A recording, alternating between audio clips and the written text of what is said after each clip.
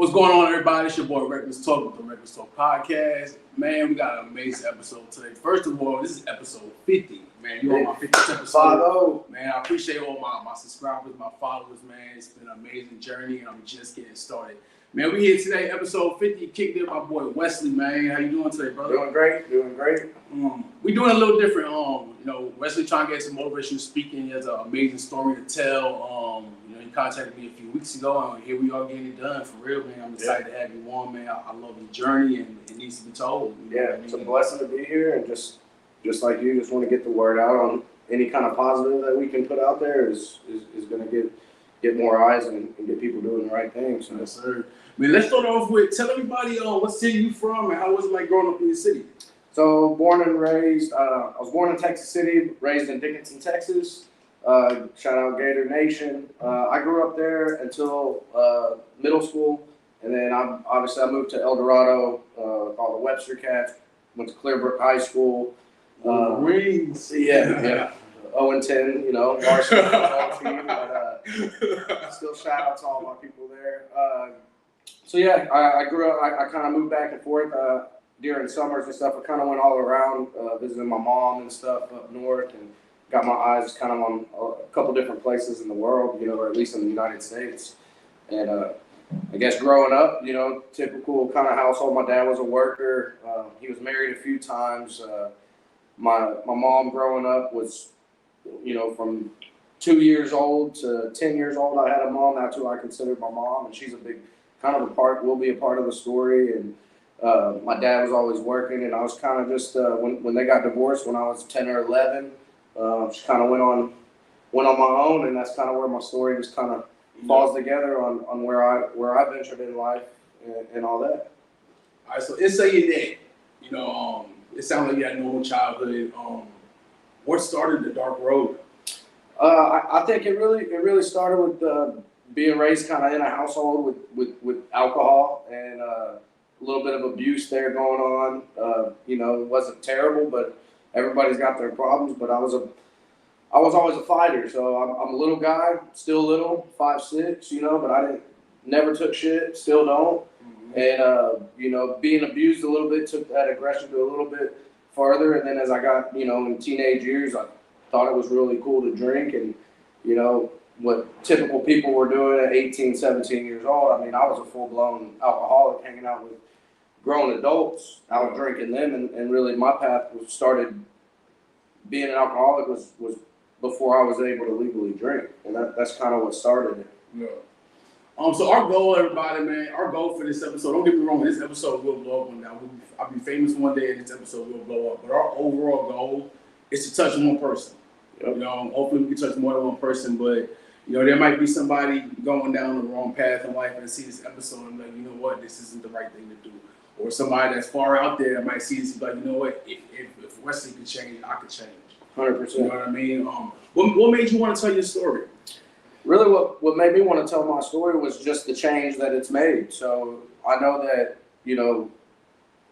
it's really been rapid. It's only been a year, but in 1 year, the changes that have all hit me positive have impacted me so deeply and so profoundly that I want to get the story out, because I know that maybe I didn't wait too late, because I still have time, but I want to reach a kid that's 18, 19 to prevent all the unnecessary steps and risks and trouble that I went through, because you don't have to take it that far, Getting 3 DWIs is not a cool thing, being on felony probation, it's not cool. I'm not scared to share that, because if all that wouldn't have happened, I wouldn't be able to take my path of sobriety. Mm-hmm. But I do know that there's some people in my life that really helped me. Clay Harkey, that's my boy. Billy Hines is a pastor. My minister, Vince, at church. And without those people, I wouldn't be able to actually tell this story. So if they help me, why not help somebody that I can really touch before they get to where I was? Yeah. So I wasn't a bad person. In my opinion, I just chose the wrong path, which led me to make bad decisions. Mm-hmm. And deep down, now I can actually tell people who I am. I'm proud of myself. Yeah, that's what's up. When you're an alcoholic, you think you don't do wrong. You think, oh, I'm not an alcoholic. It's just a hobby. There ain't nothing wrong with drinking. There's nothing wrong. But when you a certain personality, addictive personality, when you can't put it down, or you can't just drink 2 or 3. You got to drink till you go to sleep. That was me. And I do feel like I have a lot of friends and acquaintances that are they're on that same path, and obviously the young youth. Yeah. You know, alcohol is pushed on TV, restaurants. I mean, it's really, to me, it's the path of the devil, because there's nothing, you can make a list. I challenge everybody that's watching this, go ahead, sit down and make yourself a list on what positive things occur when you drink too much. I challenge you to be honest with yourself and make that list, and then make a list of positive things that happen when you're sober, and that might start to kind of get you to be on the right path of where I'm at. Yeah. Yeah. Before we continue with your story, as everybody can see, we in this nice building, got this nice little background.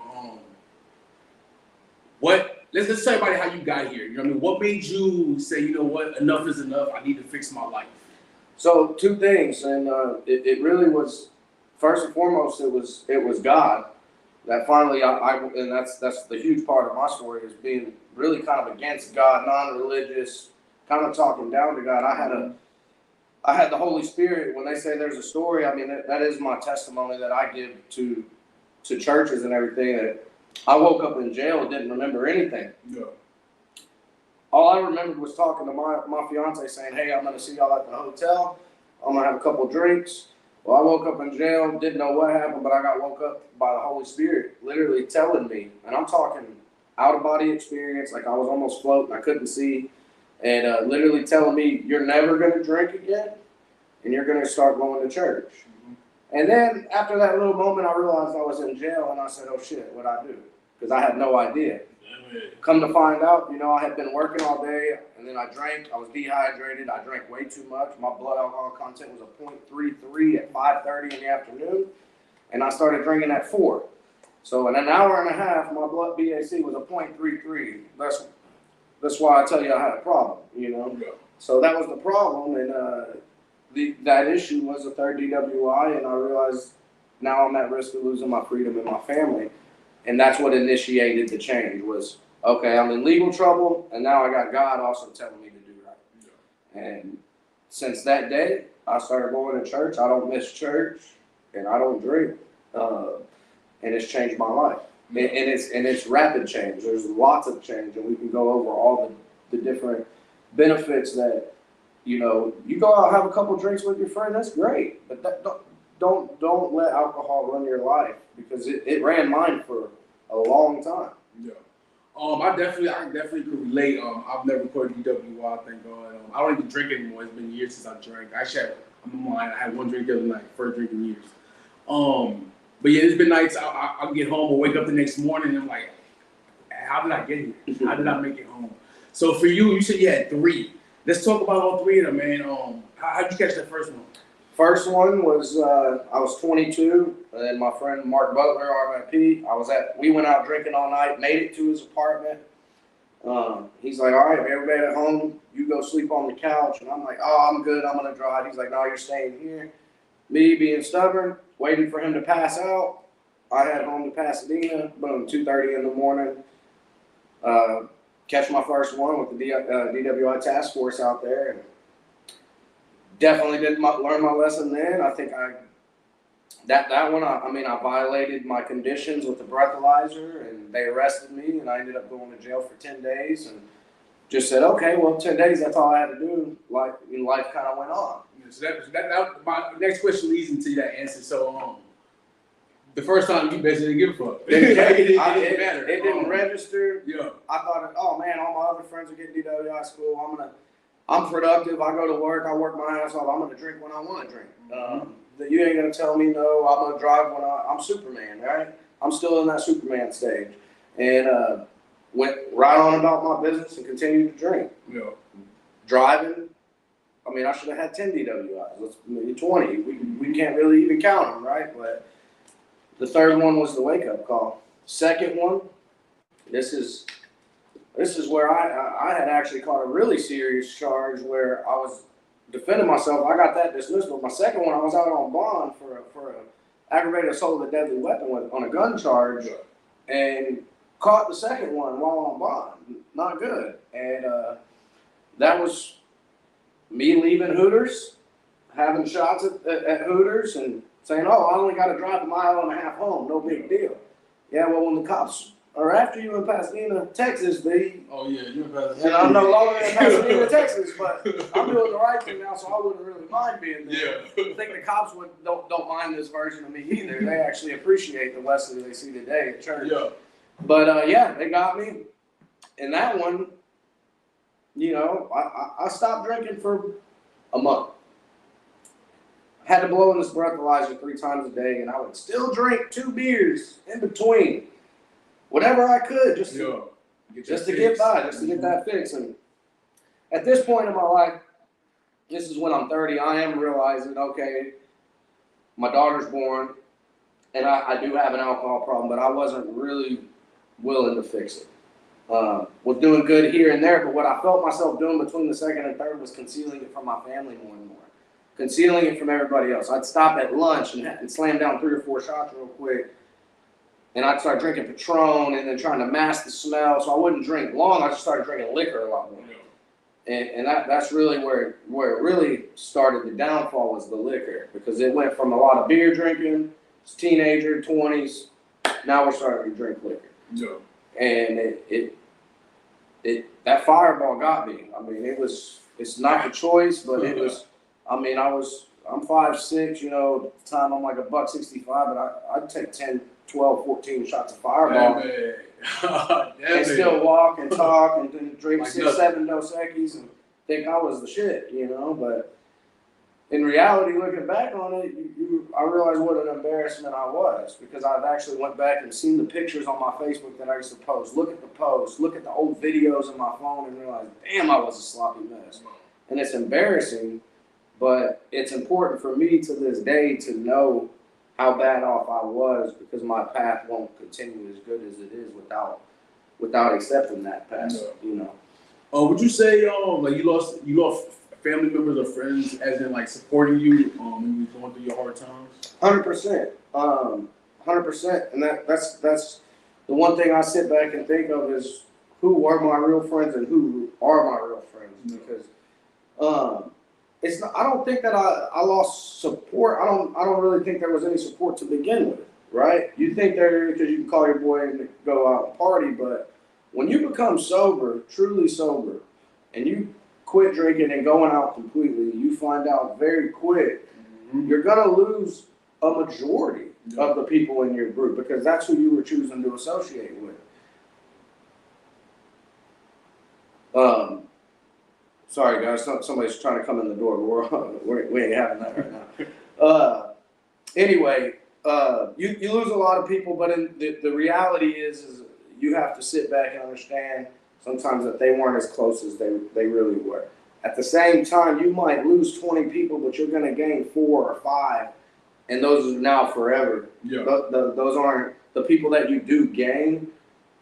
Are people that you can truly respect, bring into your life, trust with your family. So it's kind of a catch-22. You might lose 20, but you gain 5, but those 5 are far greater than the 20. Yeah. That's in my experience. No, I definitely agree.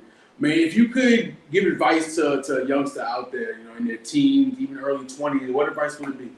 I mean, it might sound cliche, but the reality is to be responsible for yourself, for your future, because we all live in this day-to-day moment, especially as young teenagers. We aren't really thinking and never think about the future, but it's important to know that every decision you make every day really does impact your future, whether it's long or short term.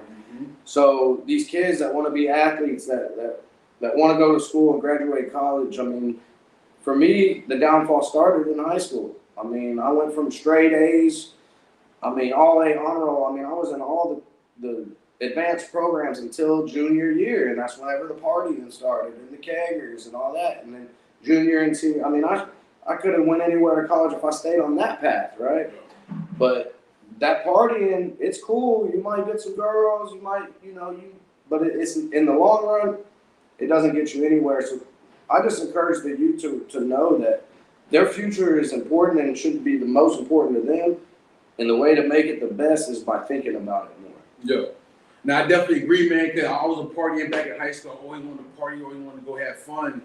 And it's crazy that now I'm about to be 36 and I look back at it, it's like, I don't even talk to some people no more. Yeah, where they at? Like, exactly. Everybody want to live their life, man. Let me pull some of these questions real quick.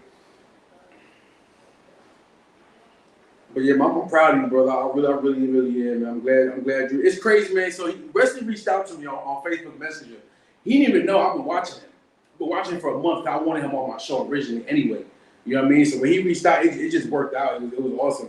Yeah, I mean, God puts everybody in a place for a reason, and that's, for me, I recognize God a lot more in day-to-day. I think when we first talked, it was like, yeah, you had been looking at me, and I'm looking at you, and it's like, okay, well, we got put there for a reason. Yeah, exactly. We really do have the same mindset. We don't, like I said, the fame and the glory and all that comes, but the reality is this man wants to reach out to all different types of people and just help one at a time. Yeah. And that's my mindset. I'm not looking to help 5,000 people. Maybe one day that platform will be reached, but it starts with one person at a time. Mm-hmm. What would you say is the most difficult part with sharing your story, if it's difficult at all? A lot of it is just eating that pride factor. A lot of times it's just remembering how far down you really were. Like, yes, it's good to remember how far you've come up, but sometimes for me it was okay. It's always remembering that I was kind of a shitty dad for 4 years, right? And it's like, I thought I was a really good dad. I might be better than some. I was a great provider, but I didn't spend the quality time like I do now, and I kind of regret not being there to help my fiance, soon-to-be wife, Eric. Congratulations. September 30th. Already. Too long in the making. But and that's another part of it, is now I'm able to be the man that I am for my family, so I can actually have a wife and be a respected husband, right? But for me, the hardest part is just remembering that, man, there was a lot of nights that I let Erica take care of Savannah, and I just didn't even show up until 11, 12 o'clock at night drunk, and like wake up next morning just to go back to work, leave again. So I wasn't there for a good portion, but I got a lot longer to live. So exactly. We're good there. Exactly. So you mentioned your fiance and you about to get married. Congratulations on that. How does it feel knowing she's been through your on your side this whole step from the dark side to your successful side? And that's really the crazy thing, is that, I mean, she knew as well as I. Like, my dad's been married 5 times, right? So all my friends that get married seem to get divorced really quick. Mm-hmm. So for me, marriage was not even on the table until she got pregnant with my daughter, and then it was like, okay, I'm gonna be engaged, but I didn't really know if I still wanted to be married. It was kind of more like, for her family, I'm gonna put a ring on her just to show them I'm serious, right? But as time progressed, and Erica's like, she shouldn't still be with me. Most 99% of women would not have put up with what I put her through. So there's a level of respect there that I have for her now, and especially as a mother, I can respect what moms really do. Once you start putting your time in to try to raise a kid being sober and helping her, you're like, damn, it's a lot of work. Mm-hmm. And I didn't, just the level of respect that I have for her, putting up, man, I mean, the drunk calls at night, the arguing, the fighting for 4 years, 5 years, whatever it was, and me thinking I was always right. And there's the pride factor. Yeah. We don't even argue much anymore. We have a little tiff here and there, but it ain't no drop-down arguments, because that was on me just being a drunk asshole. Yeah. So now everything's peaceful at the house. There's a lot of respect going on. There's a lot of help. I'm doing dishes, cleaning, cooking. I'm doing everything as a team. So the team effort's there. Yeah. And just shout out to her for putting up with my shit for so long. Big shout out to that. Because I didn't deserve it. You know what I mean? And you know what's crazy though? Because I can say it as a man, if our women put us what we put them through, I'm gone.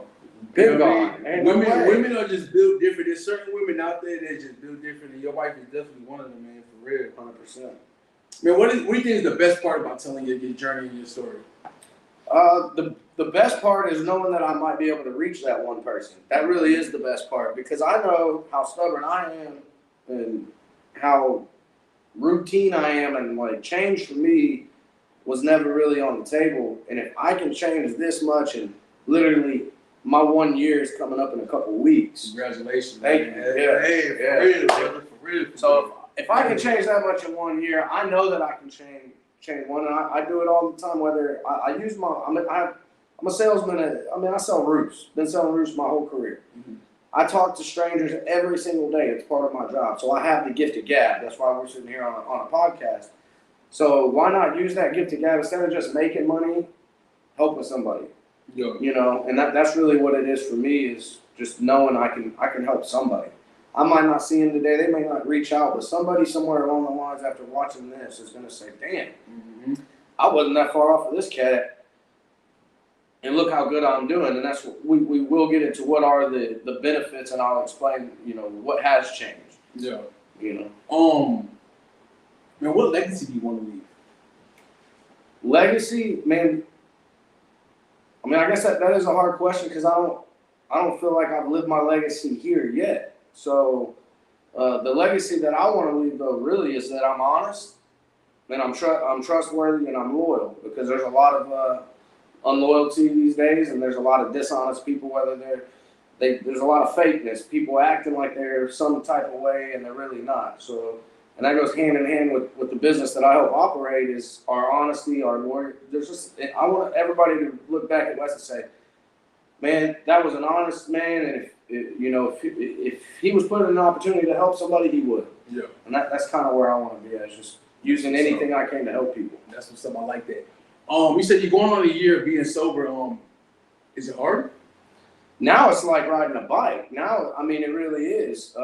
It was hard. It was really hard. I mean, at first, but now it's actually refreshing. So I wouldn't even call it hard. It's refreshing when I go into a bar and I see people acting drunk and shit, and I'm like, I did that for 15 years straight. Yeah. So it's like I put in plenty of lifetimes worth of drinking and partying, and now I can just look at it as, man, I'm glad I'm not them. Yeah. It's really easy when I wake up in the morning and I'm not hungover, and I mean, I've lost almost 20 pounds, and I didn't change much of anything except I quit drinking. Yeah. Which in turn helped my diet. You stop eating Taco Bell at 2 o'clock in the morning. All that shit really went hand in hand, but it all started with just dropping the alcohol. So now it's really easy. The first 3 months were really difficult. Yeah. It's funny you mentioned the bar, man. I used to bar out like crazy. I used to drink like a fish in my 20s. And I went to 2 bars the other night, and I'm just watching people drink, and I can hang around people drinking, it don't bother me. But it's crazy now. I used to go to the bar to party.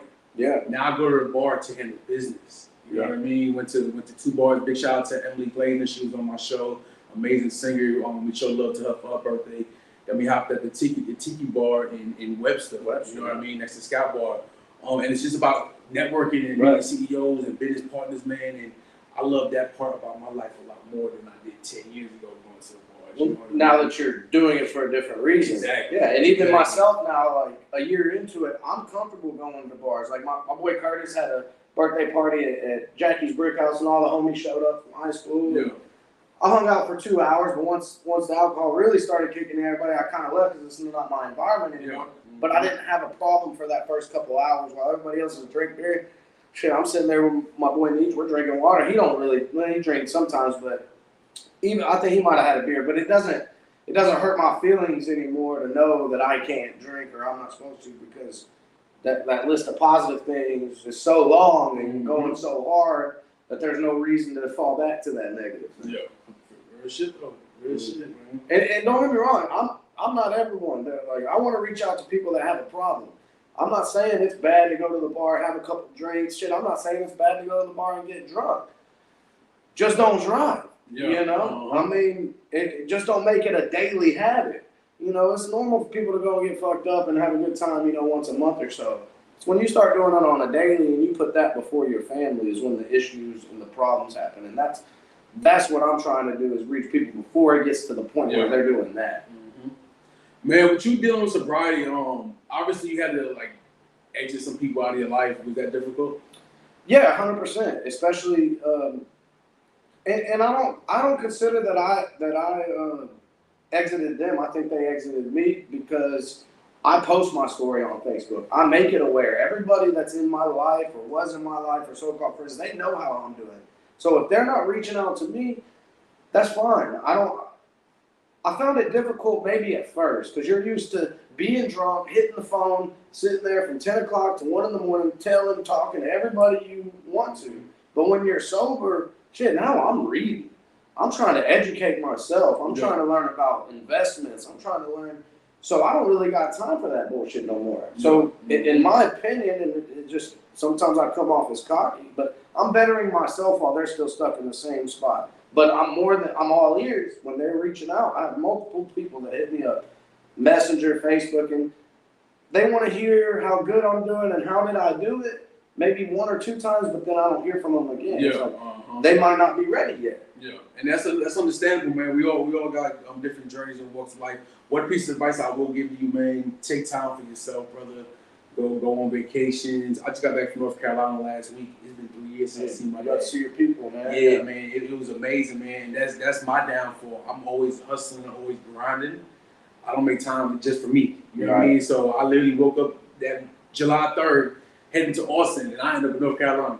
You know what I mean? So definitely with your journey, definitely take time to yourself, take time to reflect and enjoy life. Yeah, that's sound advice. And I do find myself now doing, like, what used to make me happy was being around people and drinking, but now I enjoy cooking. I always have. I'm a very good cook, so it's like my me time is sitting in the kitchen cooking by myself. Yeah. And it's weird to say that, I'm a grown ass man, but I can grow down. I'm cooking too, so I'll make.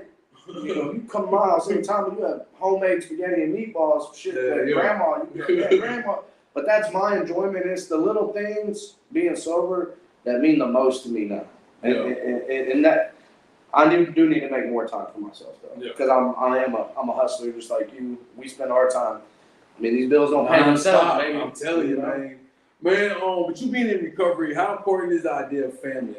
Not necessarily blood, but just relationships with friends or just people you know. That's the most important part, and the most important part of my family now is God. So I got my Bible right here. So that's now it's like, oh, who's your dad? Who's your father? Mike Bryce. No, my father is our Lord and Savior Jesus Christ now. And so that it starts with God, and then when you start going to church and God, then all the other family becomes very important. Yeah. So the people that should have been close to me and weren't as close are now very tight-knit. So it's played an important role, especially in the beginning with support, and at the same token, like, me and my dad were always drinking pals. Our relationship's a little more strained now because he knows that I'm not going to call him drunk, and I don't want him to call me drunk. So there's always a little catch-22, but the ones that truly want you to succeed and do it are going to be there for you, especially when you have God on your side. Yeah,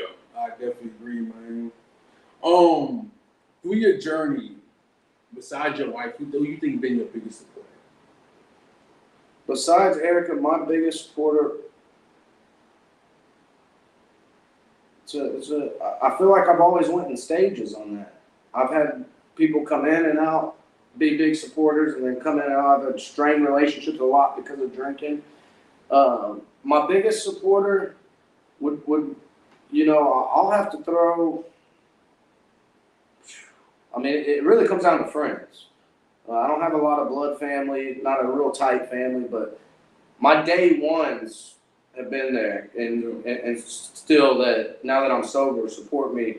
There's a small group of friends is what I would say. Yeah. Biggest supporters, other than her, because family, it's been a little rocky. It's like kind of on and off, and yeah. Oh, yeah. Man, what is your whys? What is that makes you do what you do and just want to be more successful? Just seeing the results daily. Mm-hmm. I mean, this is kind of where I get into, okay, what has changed for me since I've been sober? Not only my physical health, but my mental health, being clear-headed, and business. Like, we're sitting in an office now that wasn't here when I was drinking. Yeah. I still was the general manager. I might have thought I worked hard. I didn't work hard. I mean, I did enough to make myself fake it till you make it. So you was here when you was going through the dark side? No. Oh, okay. This is new. Okay. Now we have this nice office in Kingwood because of all the productivity. All my life now is spent being positive. So everything's getting better. Yeah. I moved from Pasadena I have an amazing house now with a pool across the street from my daughter's school that she's going to start. That's awesome. I'm in a really safe environment with the family house, a house that, shout out Jesse McMullen, the owner of Sargon. I mean, without him, none of what I'm doing is really possible. He's my biggest supporter other than my wife now, Yeah. 100%. And he's a brother to me. I mean, but just everything has gotten better. Religiously, my vocabulary, I still cuss, but I used to cuss every other word. Yeah. I used to have an attitude with everybody. I can deal with people professional on the phone, even if I don't like what they're saying or the approach that I'm a lot more cool, calm, and collected because I've always been a little shithead, a little hothead, and now it's like Wesley I'm still me, but I just handle everything so much more the right way. Yeah. You know. Would you say you found your purpose? Yeah, I think so. I truly found out who I am, and my purpose is really just what I feel everybody's purpose should be is really be the best individual they can be and know that there's always room for improvement. Yeah. I'm not perfect. I still sin. I still have my moments, but if you can generally just be a good person, and that's what I'm trying to be now, because I did a lot of fucked up stuff when I was younger, Yeah. but there's, the beautiful thing about the world we live in and really getting to heaven is, Jesus died on the cross for our sins to forgive us. So if you repent, just know that follow the right path, continue doing. I just want to continue doing what I'm doing to bloom into it. Where when the reckoning day comes, them gates open up for me. No problem. I hear that, man. On that note, man, we're gonna go ahead and end this interview, but I want to thank you, brother, because this is why I started my podcast. You know what I mean? There's so many stories to be heard. You know what I mean? You already know it's all about promoting small businesses, entrepreneurs, artists, and whoever just has a story like yourself. It's amazing, man. It's amazing. I've been blessed to have a platform that's seen all over the country, halfway across the world. And like you said, I just want to touch somebody, man. Touch somebody, and I truly believe the story will. You know what I mean? I did this episode. I want to say it's episode 10, probably a little bit before that. The story of Chad Tate. Yeah. First white man to pledge Alpha 1991. I actually went back every Saturday watching. I was very solid, and it's gonna hit somebody. Man, if it already has. That's what I was getting. It actually did. Our episode, to do that episode, my goal, and I've been knowing Chad for years. He's like a brother to me. Big shout out to Chad. I told him my goal for that episode to touch one person. With everything going on in this world, especially since 2020, with the cops versus the community, the bad, good versus bad. Big shout out to my boy Rock Pamela and Petey. I did a show on him last week. I felt like Chad's story needed to be heard with everything going on at that time in the world, because the media portrays black versus white, black versus this, white versus that, and it's not like that, And with his story, it needed to be heard. I needed to touch somebody's life. I didn't know who it was gonna be, but I knew if this episode touches one person's life, we did our job. Right. I said about a month after we did that episode, somebody commented, I really needed to hear this. I'm going through a hard time in life. Thank you so much. And that's job complete. That's mission success. You know what I mean? Mission success. And definitely. We're just watering we're watering the plants, the sprouts, and eventually you're going to be successful in what you're doing. You're already on your way. You're already traveling. You're talking to a lot of people. I appreciate you having me because I don't have a podcast, and any way I can help you out, let me know. Sargon Roofing to help out. We got canopies, we got stuff, we got marketing, and y'all ever need a roof. Definitely, yeah. Go ahead and talk about the roof company right now. Yeah, so Sargon Roofing and Restoration is what I've been doing my whole career. I am a contractor. I have some sales in me, don't get me wrong, but what we specialize in is restoration, mostly roofing, exterior, siding, gutters. We do kitchens, baths. Y'all can check us out, sargonroofing.com, Facebook, Twitter. Y'all can follow Sargon Roofing and Restoration. We're all about same thing I'm talking about here is we take pride in our work, but we take pride in helping people find a reasonable resolution to their project needs, and we're there to show up on time, be honest, and be loyal. And that's hard to find in contractors. So that's we instill everything I'm talking about here, and we put it in our business model. Yeah, definitely. Man, this ain't that. We're gonna go ahead and this interview, man. I appreciate you, man. Yeah, it's been a pleasure. I appreciate you, wanting to tell your story and get it out there. Man, I wish you nothing but success beyond your imagination, bro. I mean that for real. Y'all look out for part 2 because we still got a lot to talk about. Man, we sure do. We can do this any day. Check it out, guys. Episode 50, man. We complete. We done. Also, a few shout outs to Low Rock Entertainment. Shout out to Royal Mammoth Urban Outfitters. Shout out to Houston Rocco, PSK 13, Rich Alexander, Mink the Goat. Who else am I missing? Who am I missing? I know I'm missing somebody else. I don't know who I'm missing. Y'all checking us out Thursday, 6 to 11, Kicks and Cocktails at the Atomic Tiki Hut on NASA Parkway, right next to Scout Bar. We got a bunch of artists performing, about 7, 8 artists performing. 3 of them been on my podcast. We have a sneaker vendor out there. I'll be podcasting from 6 p.m. to 11 p.m., giving insight and interviews with the artists. And y'all come fuck with us. H-Town, we out of here, man.